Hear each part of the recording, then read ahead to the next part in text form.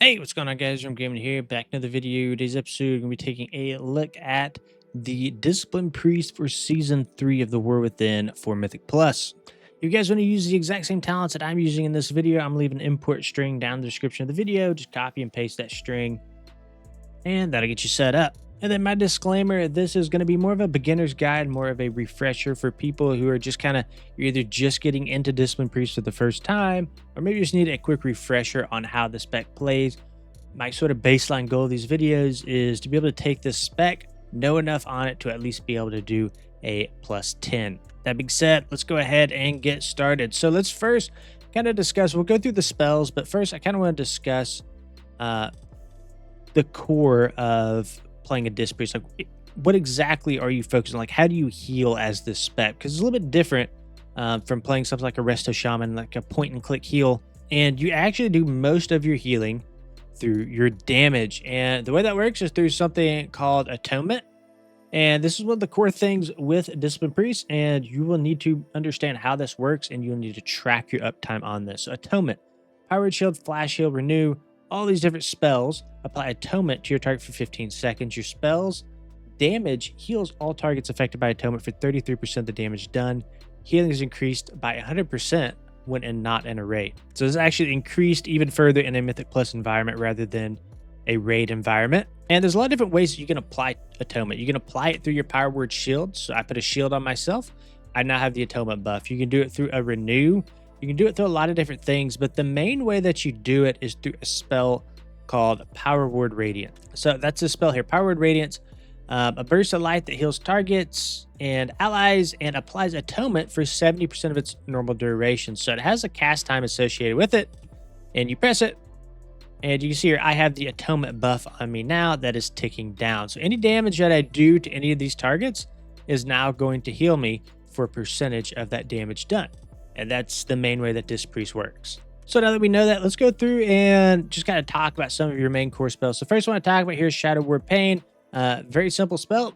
You just press it, you put it on a target, and that damage that you do will heal you through your Atonement. You want to try to make sure that you're keeping a Shadow Word Pain up on your targets at all times. I mean, actually have an easy way to spread Shadow Word Pain where you don't have to manually, click on each target and click it 3 times. You can actually spread this with your penance. So I can put a Shadow Word Pain here on this target, and I can penance the main target.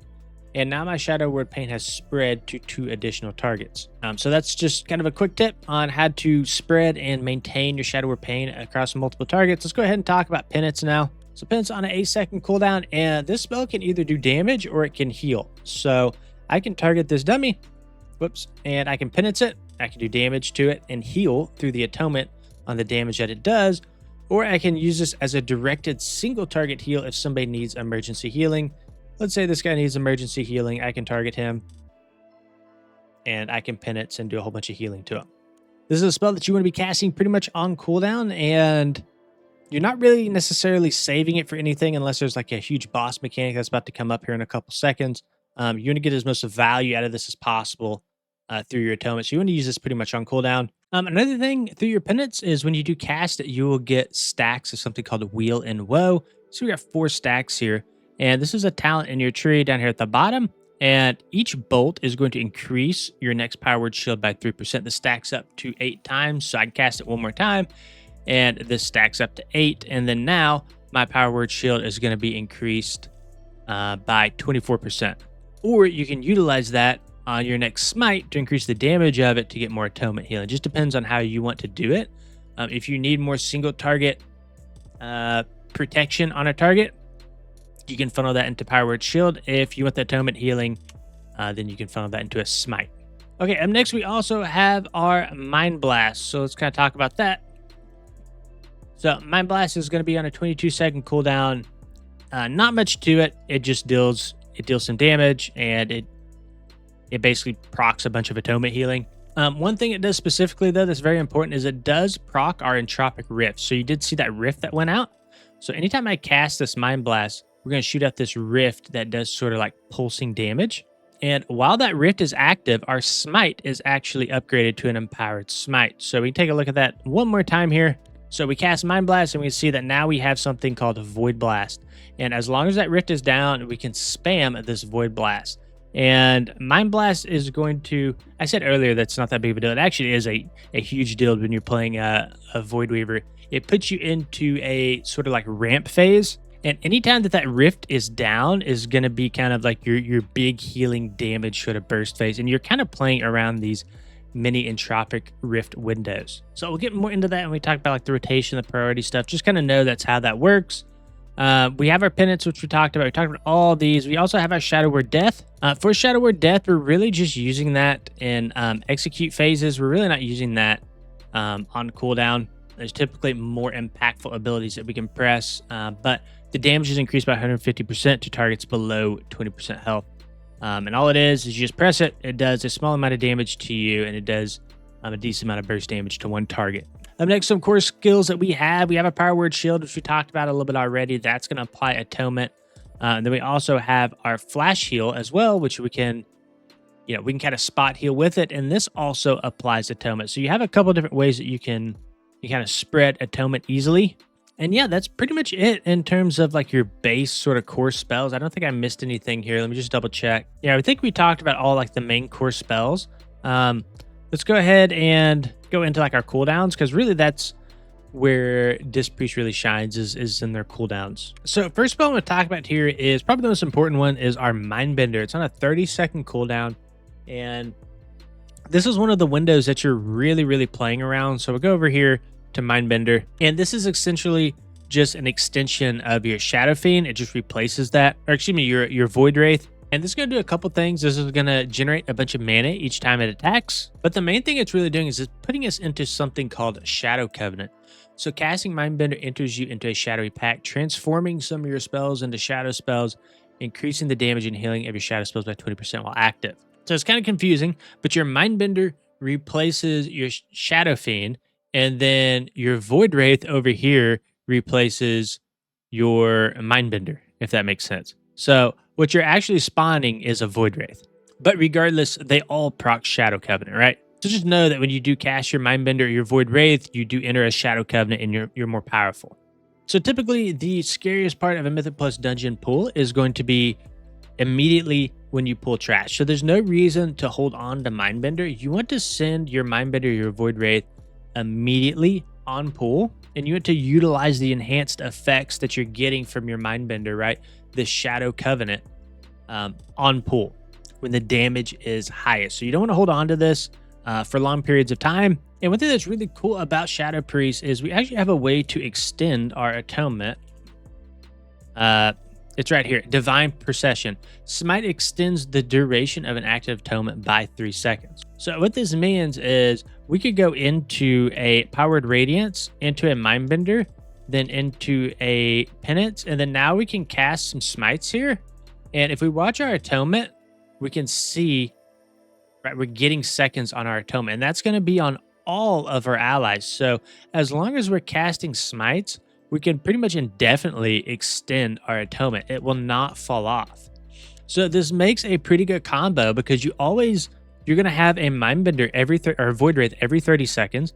You have 2 different charges of Powered Radiance up that you can utilize to get quick Atonements, and then you can extend those Atonements with your Smite. You can also extend those Atonements with your Void Blast as well. So I guess the point that I'm trying to get across here is you have lots of these mini windows that you're trying to capitalize on. You're trying to capitalize on a Shadow Covenant window, and you're trying to capitalize on a Powered Radiance Atonement window through Smites. So hopefully that made sense. That's very important to understand is those 2 powerful windows that you have and that you can utilize. Up next, let's go ahead and talk about Evangelism. So Evangelism is kind of interesting. So this is on a 1.5 minute cooldown, and this will actually extend your Atonement by 6 seconds to all allies. Now, it's the healing is split evenly among all the allies that have Atonement on them. So if only one ally has Atonement on them, basically this turns into like a very powerful single target heal, because all that healing is funneled into that one specific person. So if your Atonements fall off, you can quickly Power Word Shield somebody, and then you can Evangelism on them, and you can see I got 5 million healing right there. Yeah, so this is a pretty good mini cooldown now. We get the spread healing from it. We can turn that into single target healing, and you also get the Atonement extension, which is pretty nice. Up next, we have a pretty good tank external. Our pain suppression here reduces all damage taken by a friendly target by 40% for 8 seconds. Not all healers have an external like this, so this is very useful for tank busters, especially like the first boss of Dawnbreaker, or just any boss, right, that's going to have a heavy hitting tank damage ability. You can also utilize this on somebody who's taking like a high ticking bleed damage, but be careful with it because it's on a pretty lengthy recharge, a 3-minute recharge.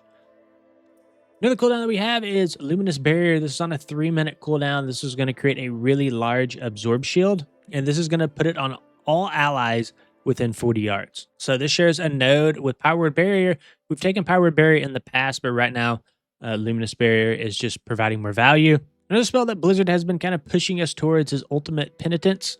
So there's 2 different ways that this spell can work, and it depends on like what you're targeting. So I'm not going to cast it all the way yet, but you'll see that it has a 1.5 second sort of channel on it.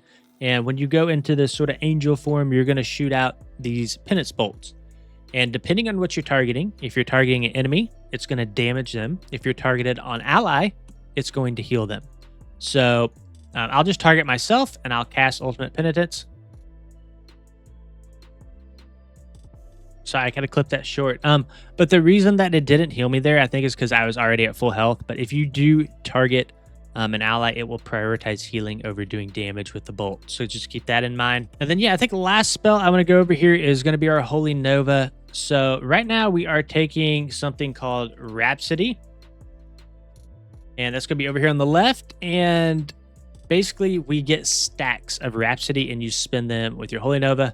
Just know that when you get up to those 20 stacks, you can press your Holy Nova to consume those stacks and do a decent amount of AoE Mythic plus damage, a little bit of AoE healing. It's really not that impactful, but you have that as a tool, just kind of FYI. Okay, now that we know some of the basics, go ahead and discuss like what your priority actually is in Mythic Plus.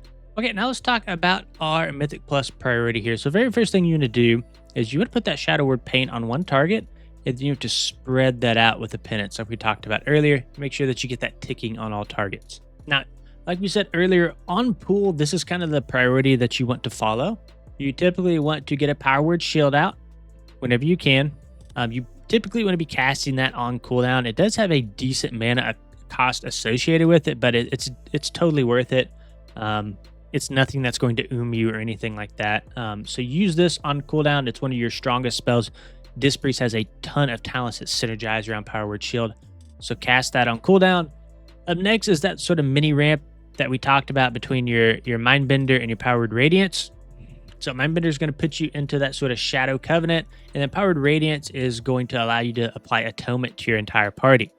Now, once you get these 2 up, that's when you want to go into a Mind Blast, right? You want to make sure that you have Mind Blast charges behind these 2, because that's when that Void Eruption comes out. It is that pulsing AoE damage. And if your Atonement's not up and your Mindbender's not up, you're not going to benefit from Atonement healing, and you're not going to benefit from that increased Shadow Covenant shadow damage. Then from here, you can refresh your dots with Penance, or you can use your Penance for single target emergency healing if needed. If anything goes into execute phase, go ahead and use that Shadow Word of Death. And then from here, we're using Void Blast until our Penance is back. And remember, you can use Void Blast or you can use Smite to extend your Atonement. So Void Blast and Smite kind of is a filler, but when you're out of charges of your Power Word Radiance, you need to pay attention to your Atonement uptime, and you need to make sure if that's about to fall off and you don't have charges of Power Word Radiance, you need to cast some Smites or Void Blast in there to extend that duration. Another thing too is going to be your Power Infusion.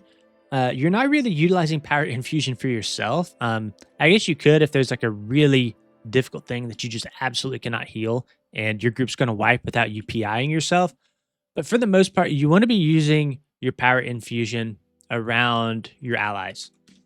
So if you, I think we actually talked about this earlier. I can't remember if we did or not. This is going to give you a haste buff.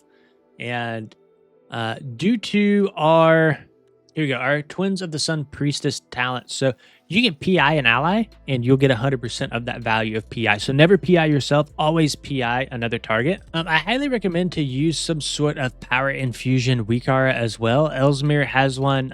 There's a bunch of them out there. You'll just have to find one. But what this does is whenever an ally uses like a major cooldown, it's going to essentially highlight their unit frame and like a glow.